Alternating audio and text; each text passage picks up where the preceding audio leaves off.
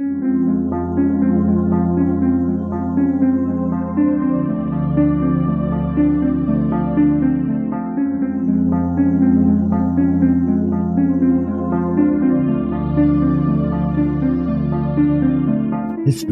tells the story of the world and of our lives. Sometimes that history goes bump in the night.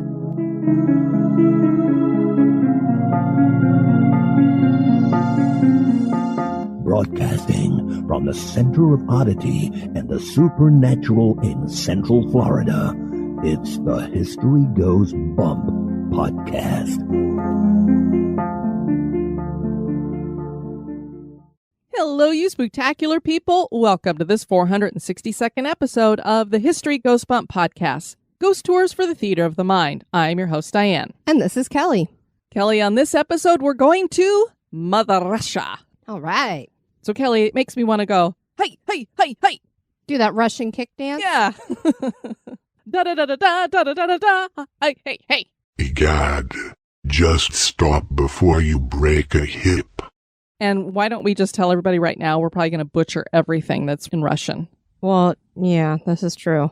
We're going to be focusing on Saint Petersburg, Russia. This is one of the largest cities in Russia, and they've got a lot of haunted locations there. Before we get into that, we want to wish my sister Happy birthday! She's turning the big 5-0. I beat her to it. There. So everyone knows. Yes. I beat her to it a year ago, so we're pretty close in age. A year, a month, and 5 days. My mom popped us out. Boom, boom. I guess so. Also, want to let everybody know we dropped another History Goes Bump Redux. This one's focusing on the Stanley Hotel. We sure did. One of these days, we're actually going to get there together and stay overnight. When it's warm, right? Indeed, not during the winter. So that's at the $5 and above level over at Patreon if you want to get all the Redux episodes plus over 200 bonus episodes. And we have the Xmas mailing coming up. Yes, we do. We love sending out our Christmas cards. Yes, and you always get an exclusive magnet. Everybody gets it every year. We know some of the executive producers have been collecting those. Yeah, they keep them on the fridge all year long and they send us pictures. I love it. Yes, so if you are an executive producer, make sure that all of your stuff is updated in Patreon or PayPal so that we have your address and also that you're current, because we download the PDF that has all those addresses and everything for people who are active. So if you've been in decline, make sure you get that taken care of. And we want to welcome into the Spooktacular crew, Patrick, Laura, Hillary, Mike, and Janice. Thanks for joining us in our Facebook group. And now this moment in Oddity.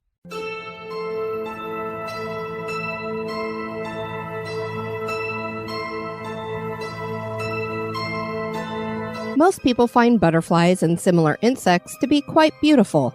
Sadly, they don't typically have long lifespans. However, one artist in the Netherlands gives these creatures a second life by turning the carcasses into art. Let me introduce you to Cedric Laquisse. This artist creates fairies from ethically sourced insect exoskeletons and wings. He gingerly dissects them and rearranges their parts to produce one-of-a-kind sculptures. Some of his fairies use up to 10 different insects. Cedric stated to Gloomth magazine, "The aspect of the fairies that I like the most is that over the span of almost 20 years and hundreds of fairies, I've never made the same piece twice, and the shapes, colors, and designs are extremely diverse. From dark and intimidating to almost cartoon-like or Victorian and classic, each one has found its counterpart. His pieces of art are quite beautiful and delicate, but one thing is for sure, creating fairies out of dead insects certainly is odd."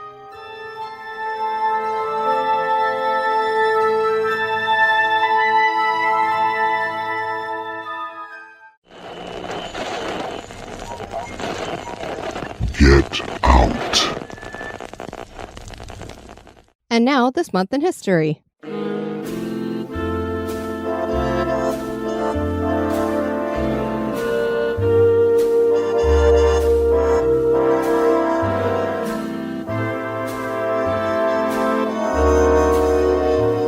In November, on the 1st in 1848, the first medical school for women was opened in Boston, Massachusetts. The school founder, Samuel Gregory, began with just 12 students and 2 faculty members. Initially, graduates were referred to as doctresses of medicine, which the female graduates did not care for. 12 years after the school began, the college started graduating women as doctors of medicine. This began the Boston Female Medical College, and in 1852 it changed its name to the New England Female Medical College. This was the first female medical school in the United States and in the world. Prior to the college's opening, women could train to be a midwife or nurse, but not a doctor. The school's graduation requirements consisted of previous medical study, 2 years of attendance at NEFMC, a final thesis, and passing a final exam. Despite the women earning their medical degree, the female physicians did have a difficult time being accepted like their male counterparts. Due to financial burdens on the school after being open 26 years and having granted 98 medical degrees, the New England Female Medical College merged with Boston University to become the coeducational Boston University School of Medicine in 1874.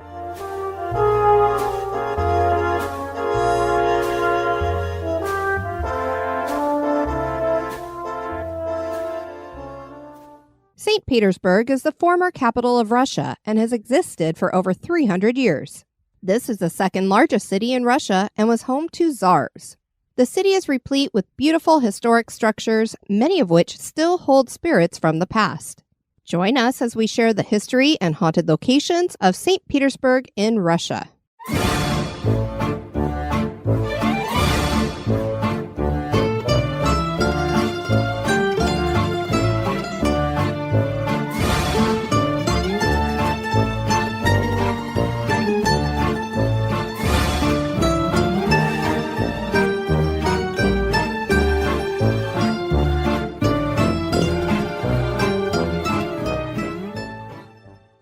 Saint Petersburg was founded by Tsar Peter the Great in 1703 and was named for the apostle Saint Peter.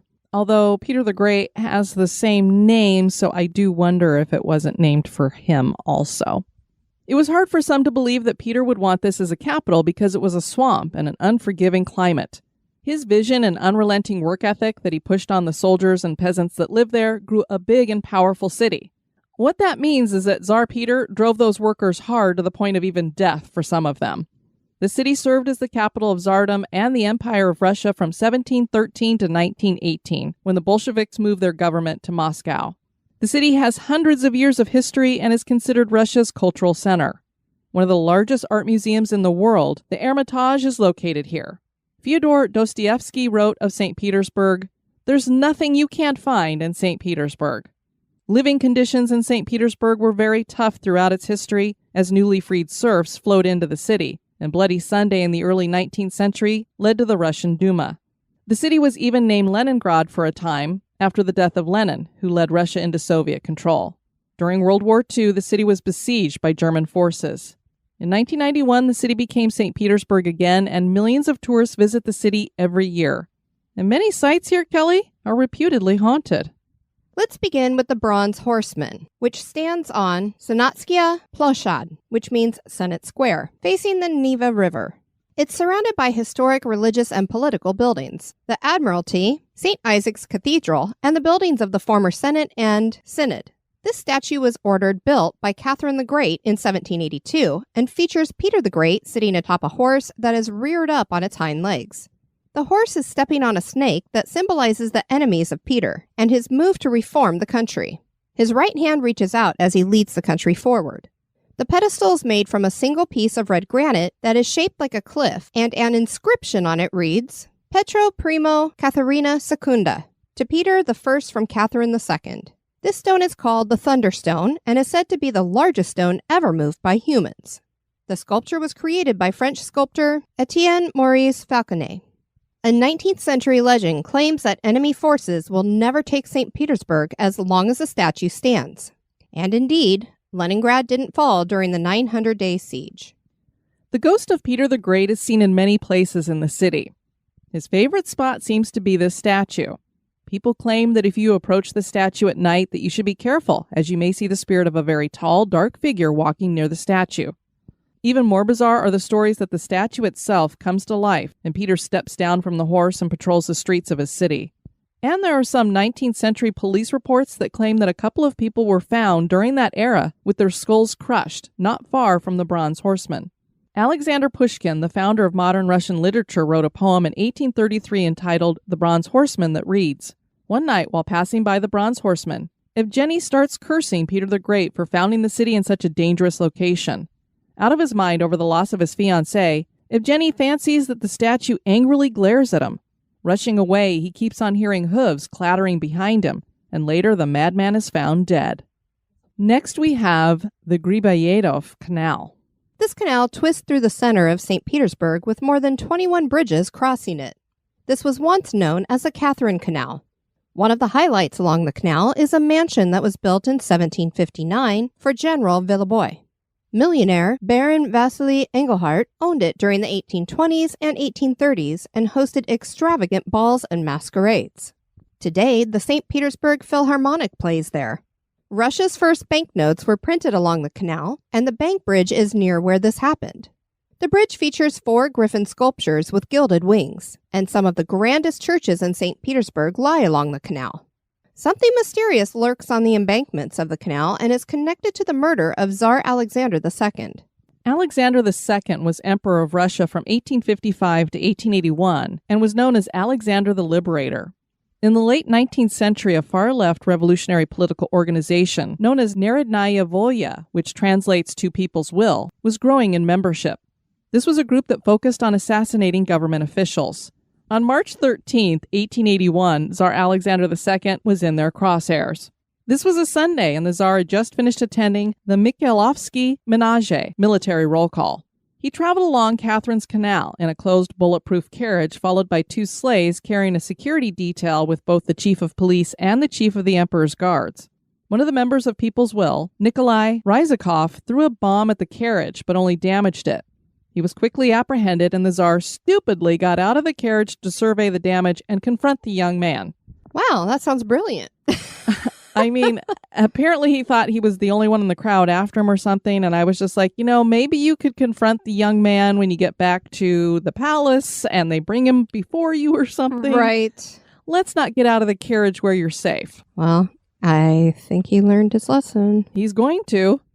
Ryzhikov yelled out to another person in the crowd, and this man threw another bomb that landed at the Tsar's feet and exploded. The Tsar's legs were ripped away and his stomach was blown open. He was rushed to the Winter Palace where he died. I can't believe he didn't just die right there.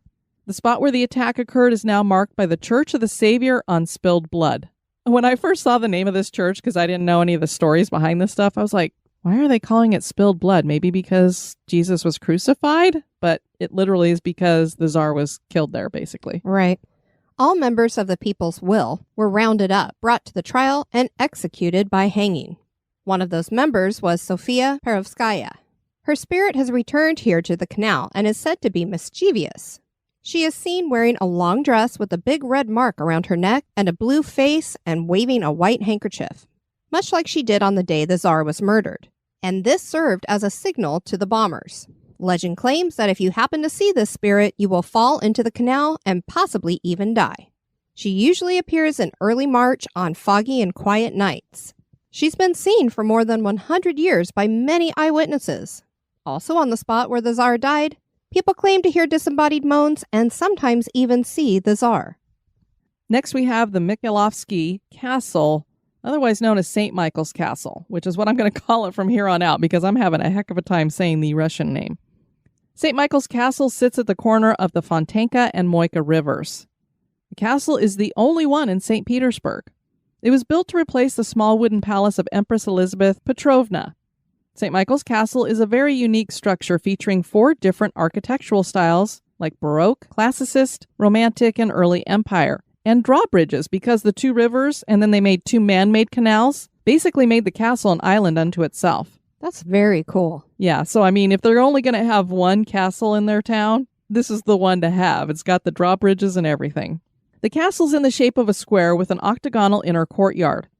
This structure was designed over many years by Tsar Paul I, but was built in great haste, leading it to be thought of as one of the most uninhabitable places for a long time. The reason for the quick build was because the Tsar was a paranoid man, and he wanted something that would protect him. The building was freezing in the winter with ice forming on the inner walls, and in the summer the castle was incredibly humid.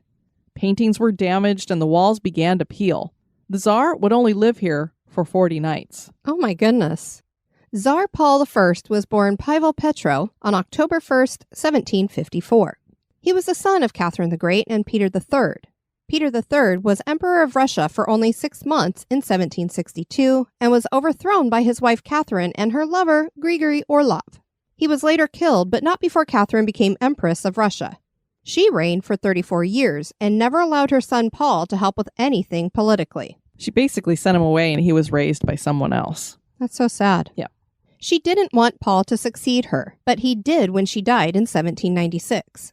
Tsar Paul reversed much of what his mother had done for Russia, and he imposed limits on Russian nobility, which they were not happy with. On top of that, he provoked the anger of the military by ordering harsh disciplines and giving preferences to his Gatchina troops, which were the imperial guards. He also led Russia in war with France and Great Britain. Tsar Paul had a target on his back, and it was only a matter of time before someone was going to end him. He was incredibly paranoid for good reason. His own father had been overthrown and murdered. Tsar Paul himself had premonitions that he would be assassinated. He hoped his castle would protect him, but he had very few guards who could stand to live there. I mean, you can imagine with the conditions, nobody's like, I'm not on that detail. Nope, not me. Counts Peter Ludwig von der Pahlen, Nikita Petrovich Panin, and Admiral de Rebus, and British ambassador in Saint Petersburg Charles Whitworth all conspired to assassinate Paul. Generals Bennigsen and Yashville led a group of dismissed officers to the castle, and they first tried to get Paul to abdicate the throne so his son Alexander I could reign.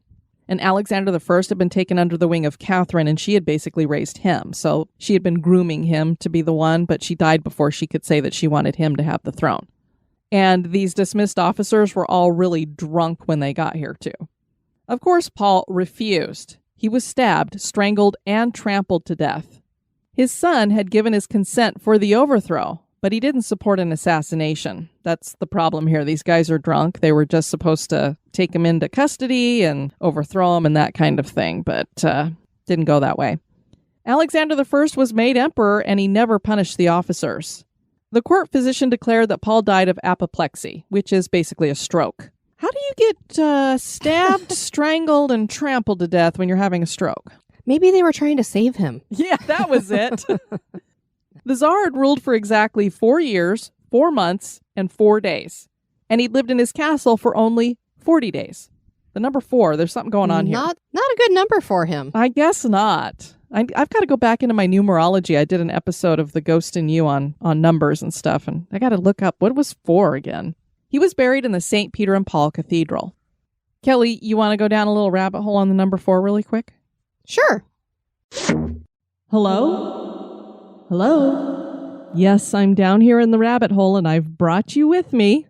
So we did find some negative traits related to the number 4 when we were looking up the numerology. Yeah, because the good ones are basically 4, square, like a square meal. Strong. Square deal, so it's strong, stable. We're like, well, that doesn't really have anything that would pertain to this. Well, what I found was lack of imagination and that it might make you stubborn. You may stick to a single perspective and find it difficult to adapt to something new. This may spoil your relations with others, which we saw with the Tsar. Exactly. And you have a habit of arguing over everything. It's also known to be unlucky because the number 4 sounds a lot like the word for death.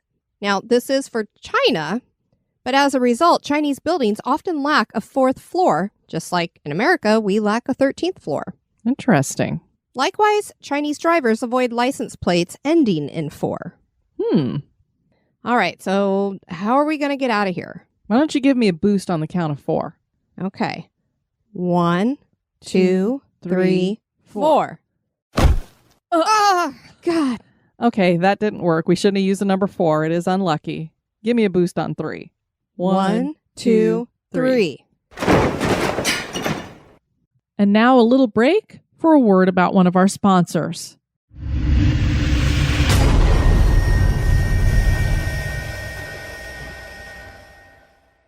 The castle was left abandoned for 18 years. There were drawings that revealed the castle's secret vaults, which, I love that kind of stuff. Of course, just don't bring Geraldo over to open them, because you won't find anything there. But these were destroyed by Brenna, who was an architect of the castle. Supposedly, a hidden treasure box is in a vault and holds mystical relics. The castle became Engineers Castle in 1823 when the Army's main engineering school moved in. Today, it is a branch of the Russian Museum. Weird stuff started happening at the castle. Disembodied footsteps were heard and moaning. A weak dim light was seen moving about the corridors. A group of soldiers who were staying there had been walking the castle when they all came running out of a room, crossing themselves and yelling that they had just seen Tsar Paul I holding a candle in there. The Tsar loved the violin and he himself played. Legends claim that he can sometimes be seen playing his favorite instrument at one of the windows. There's a metal figure outside the castle guarding it near one of the drawbridges, and if you throw a coin at its head, it will predict your future. I don't know how, but it will. I was just That's about what they to say. say the same thing. I'm like, does the metal figure come to life and start talking to you? Next, we have the Peter and Paul Fortress. And Kelly, if somebody's going to St. Petersburg and you only have time to see one thing, this is the place you want to go. It is full of all kinds of buildings and history and everything.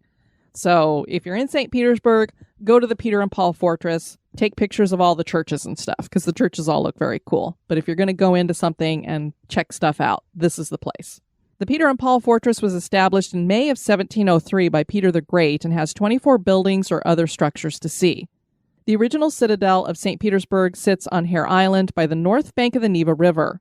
Being that this was the first structure built in the new city, it is considered the birthplace of the city. The fortress was mainly used to hold political prisoners of high ranking and to house the city garrison. In 1712, the Peter and Paul Cathedral was started and took 21 years to complete. This has a 404-foot bell tower that makes this the tallest in the city center, and it is actually the tallest Orthodox bell tower in the world. There's a gilded angel-topped cupola as well. The Russian Orthodox Cathedral was designed by Domenico Trezzini and has a unique iconostasis.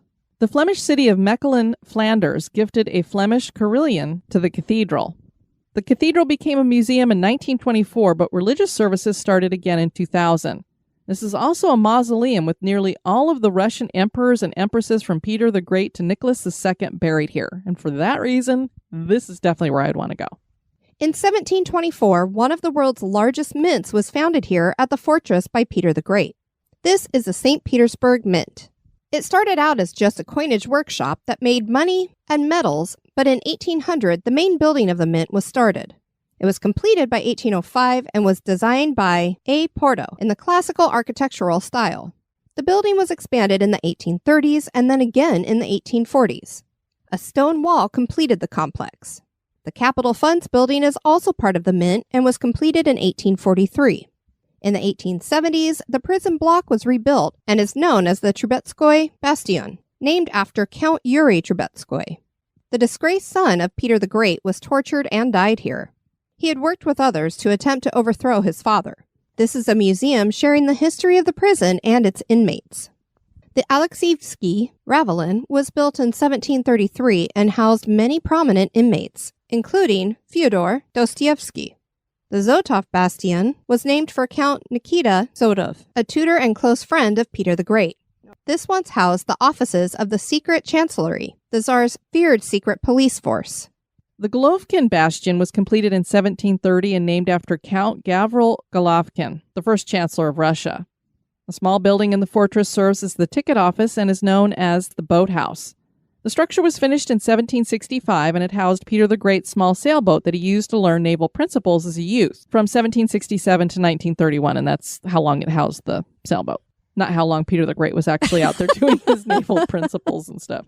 This boat was known as the grandfather of the Russian Navy. The Ionovsky Ravelin is the main visitor entrance to the Peter and Paul Fortress and was named for Tsar Ivan V. This was built in 1731 and housed a guardhouse and barracks. Today, tourists can see the Museum of Cosmonautics and Rocket Technology here. There's a daily firing of the cannon from the Naryshkin Bastion at noon. This structure was built in 1725 and named for Kirill Naryshkin, one of the leading military commanders and administrators of Peter the Great's reign. The Flagstaff Tower was added in the 1730s and features the fortress's own flag or the imperial standard on holidays back in the day. The Menshikov Bastion was built in 1729 and named for Peter the Great's closest confidant and the first governor of St. Petersburg, Alexander Menshikov. This held the torture chambers of the secret chancellery, which we just mentioned was the imperial regime's secret police. This became a barracks later. One of the spirits that wanders the grounds here is thought to be Princess Tarakanova, who was born in 1745 and went by the name Ooh, this is going to be fun, Kelly. Oh, my word. Knyazna Yelizaveta Vladimirskaya, Princess of Vladimir. Thanks, darling, for giving me this. You're welcome. Paragraph. Oh, my. I feel so bad. We are just butchering these names, but half of them we can't even pull up on the internet. Yeah, and we're not Russian, so... And so many times there's different pronunciations depending upon which one you listen to. Exactly, and they definitely pulled stuff from different because we're getting French and Flemish all in here too. So huge apologies from us. The name she is known by today, Tarakanova, means cockroach in Russian. And she got that name because she was apparently a fraud. She claimed to be the daughter of Alexei Razumovsky and Empress Elizabeth of Russia. Empress Catherine II ordered her arrested, and that happened in February of 1775. She was here at the Peter and Paul Fortress and died from tuberculosis. She was buried in the graveyard of the fortress, although there are legends that her death was faked and she became a nun named Dosifeia, who lived in the Ivanovsky convent from 1785 until her death in 1810. yeah, I don't know where that legend about her becoming a nun is, but apparently she really is buried in the graveyard there. So she died there and apparently haunts the place now. And I love that they called her a cockroach. No matter how much you lie about something, that's kind of terrible. Exactly. Next, we have a location that is called the Rotunda. The Rotunda is located at the corner of Gorokhovaya Ulitsa and the Fontanka River embankment, inside the Evmentov House, which was built in the 18th century. The Rotunda has a mystical reputation. It's formed from 6 freestanding columns and a cast iron staircase that looks to almost rise endlessly upwards along the curves of the walls. Legends claim that Freemasons gathered here and also Satanists. During the 1970s and 1980s, members of subcultures made this their hangout. They started the idea that dreams and wishes written on the walls of the Rotunda would come true, and it is covered in graffiti. Another legend claims that a young man who went down into the basement of the house ended up in a parallel universe for about 15 minutes. When he came back up, he was a white-haired 70-year-old man. And then there's this. At midnight, one can meet Satan here. Grigory Rasputin enjoyed the Rotunda, so perhaps that's true. The Oddity Canal is the longest artificial canal in Saint Petersburg and was once the southern boundary of the city.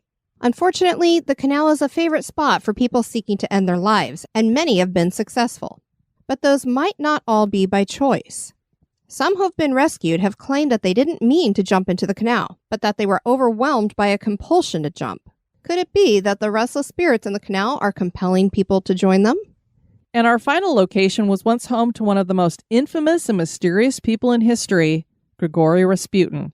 Rasputin has been called the Mad Monk by many, and his connection with the family of the final Tsar of Russia is legendary. Some believed he was a charlatan, while others thought of him as a mystic and a prophet with amazing powers of persuasion. Rasputin was born in 1869 in the village of Pokrovskoye on the Tura River in Siberia. Nothing about his early life seemed remarkable. He got into a bit of trouble with authorities when he was young, but when he reached adulthood, he worked on his family farm, married a local girl, and they had 7 children, 3 of which survived to adulthood. Everything shifted for Rasputin at the age of 28 when he had a spiritual conversion of some sort and decided to go find himself. He left his wife, who was pregnant at the time, and his children. In 1897, he ended up at the St. Nicholas Monastery at Verkhoturye, and he spent many months there learning to read and write and studying, because apparently he was illiterate before that. When he returned to his wife, he looked disheveled and started behaving strangely. The next few years were spent wandering away from home on pilgrimages, visiting holy sites, and then returning home and leaving again. He gathered a small group of followers with whom he prayed, and that's when the rumors started about him. It sounds very much like he was forming a cult. The group met in secret to avoid the anger of local priests, and the women in the group were said to ritually wash Rasputin before he would deliver messages. There were tales of self-flogging, sexual orgies, and the singing of strange songs. While Rasputin avoided his local clergy, some other Russian Orthodox clergy were impressed with his charisma, and they introduced him around. He began to climb the ranks of Russian society until he was finally introduced to the family of Tsar Nicholas II Romanov. The Tsar wrote of this first meeting in October of 1906.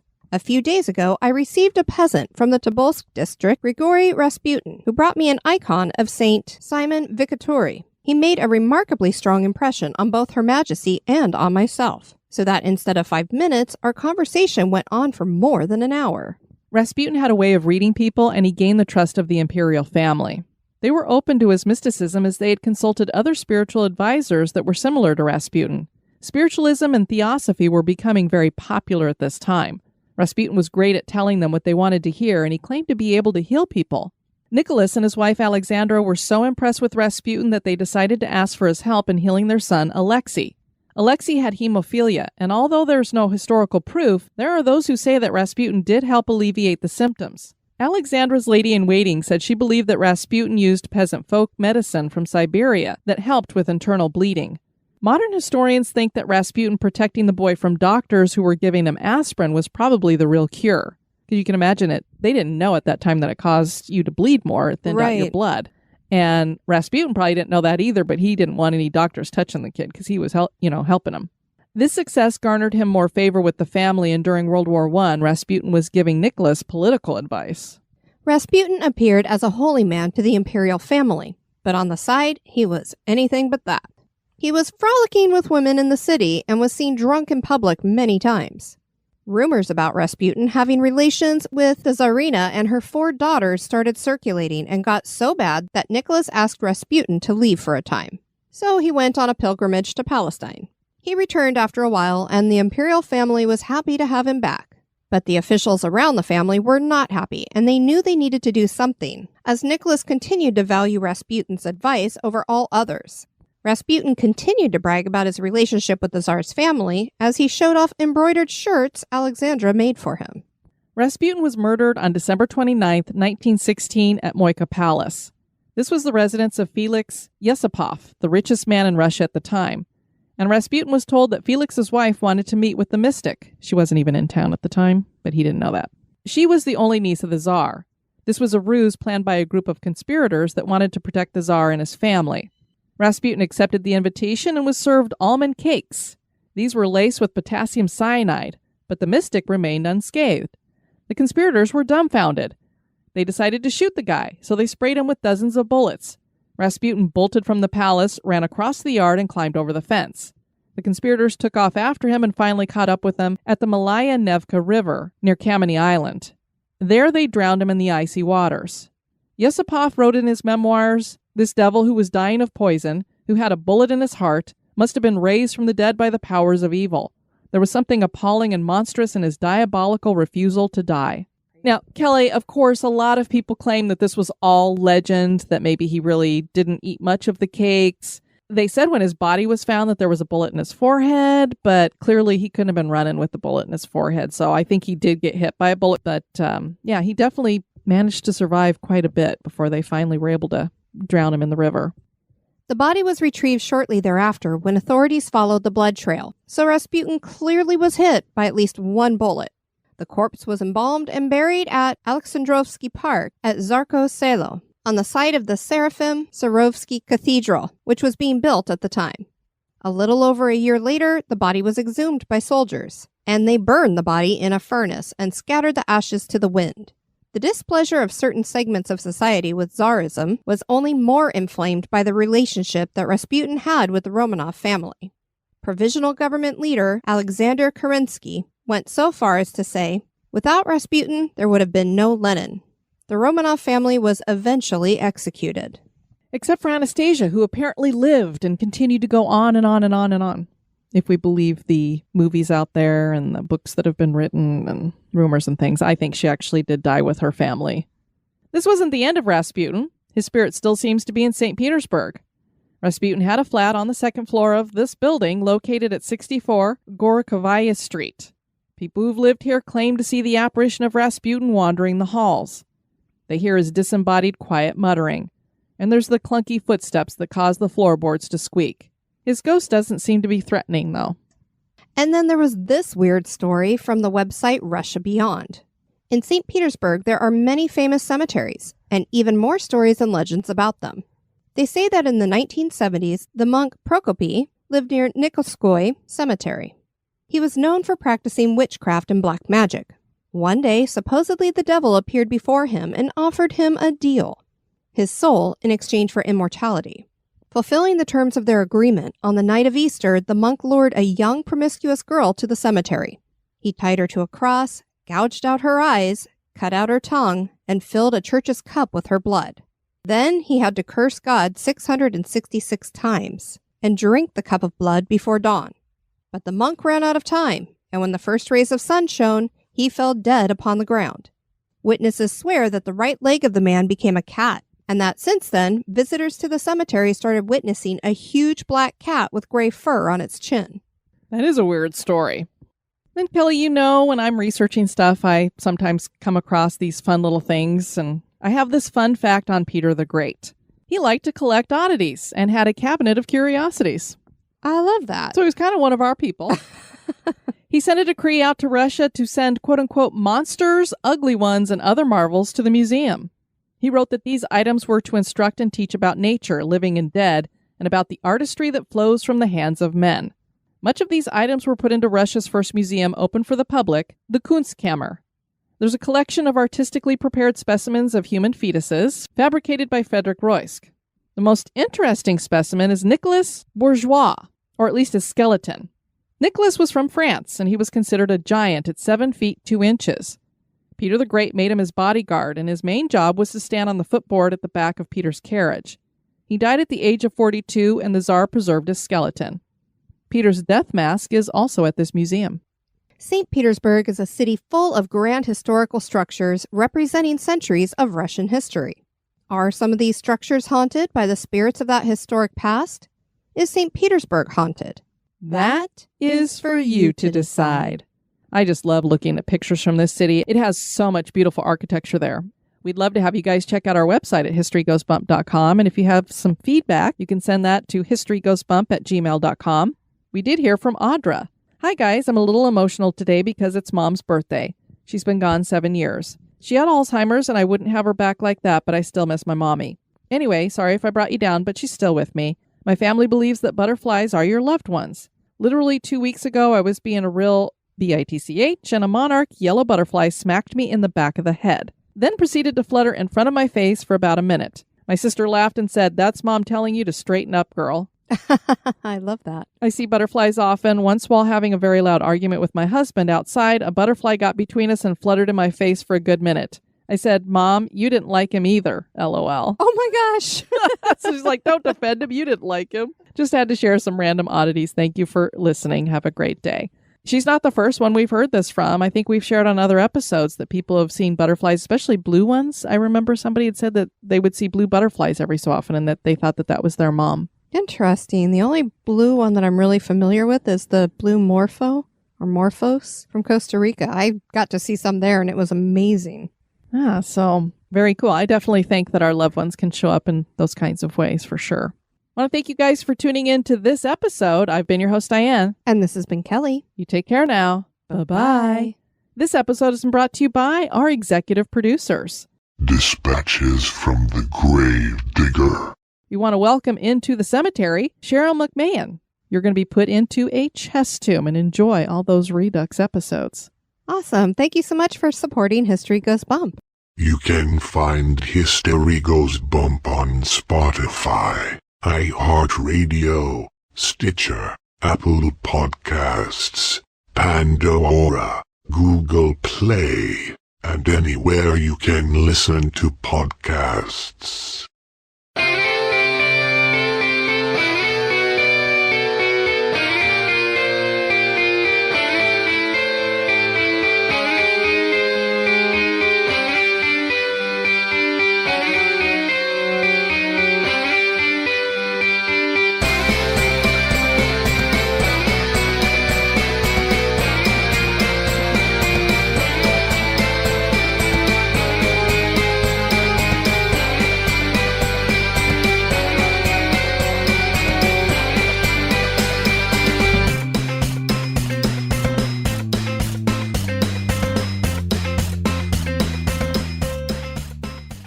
So we're going to be going to Saint Petersburg, Russia, probably one of the most popular other than Moscow. Moscow. On March 13th, 8081. 8081? I'm like, what did she just say? 8081? 8081. I am so way far into in the the future. future. You don't even know. His song. It's just a day with pronouncing these names. Good I'm grief. like, I really want to do something in Russia because we haven't done anything there in a long time. And oh my gosh, it's like torture for our tongues.